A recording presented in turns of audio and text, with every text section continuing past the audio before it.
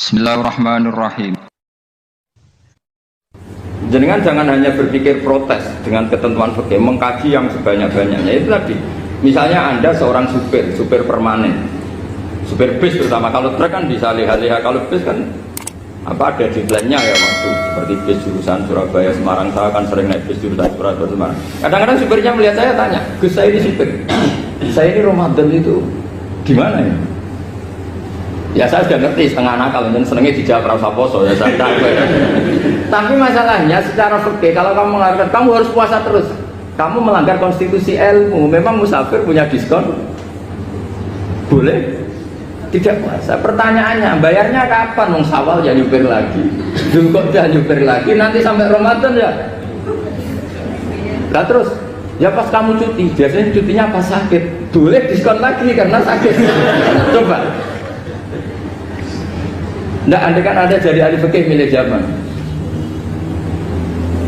Lu kalau orangnya soleh terus kayak ustadz di sini kayak dosen UI kan, masa dosen UI Universitas Islam nggak Islami kan nggak mungkin. Mungkin memilih poso kan.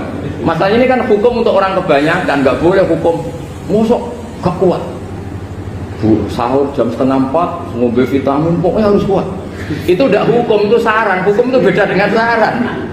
Hukum itu hanya berpijak musafir itu boleh store. Kalau saran memang boleh, ya usahakan kamu makan 3:30 pas fit nyupir. Terus kalau nyupir selesai jam 10 nanti istirahat. Memangnya majikan bisa ngatur jamnya? Itu fikih. Maka menjadi perdebatan yang namanya pergi itu apa?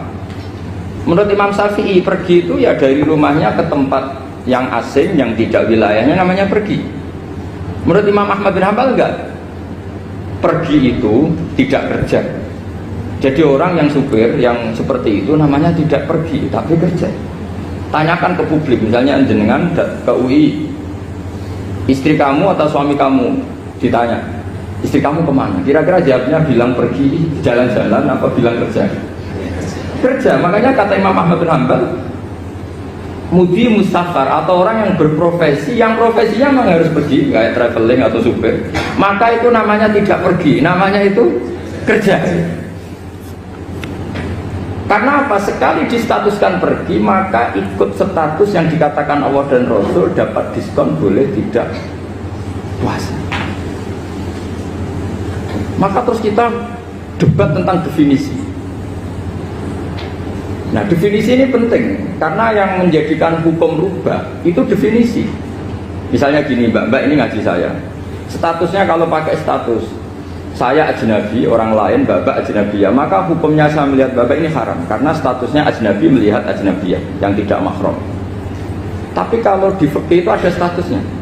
Di antara lelaki boleh muwajahah sama perempuan adalah 1 untuk belajar, 2 untuk muamalah, 3 untuk kesaksian, 4 untuk pengobatan. Itu kan ada pengecualian.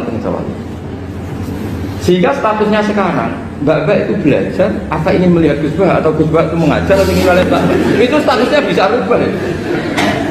Makanya kalau sebetulnya, kalau kita marung di warung misalnya Padang, kita nggak pilah-pilah, kebetulan pelayannya perempuan, itu masih bisa ditilah secara fikih. Saya muamalah marung, cuma kebetulan penjaganya. Tapi masalahnya Pak ini punya daftar penjaga yang cantik, itu masalah. Maka pertanyaannya itu, marung ke situ demi marung, apa demi melihat? Tidak jawab saja. Demi marung apa demi melihat? Kalau demi marung semakin yang penjaga yang sangar-sangar juga banyak. Akhirnya kalau demi makan, penjaga yang cowok kan banyak. Kalau demi melihat, berarti yang dihitung kan niatnya. Berarti karena muamalah apa karena melihat? Melihat. Itu status. Jadi makanya kalau mudi musafar itu namanya orang pergi atau orang kerja? Orang kerja. Maka menurut pikirannya Imam Ahmad bin Hanbal, seperti itu harus puasa karena dia adalah pekerja, bukan musafir.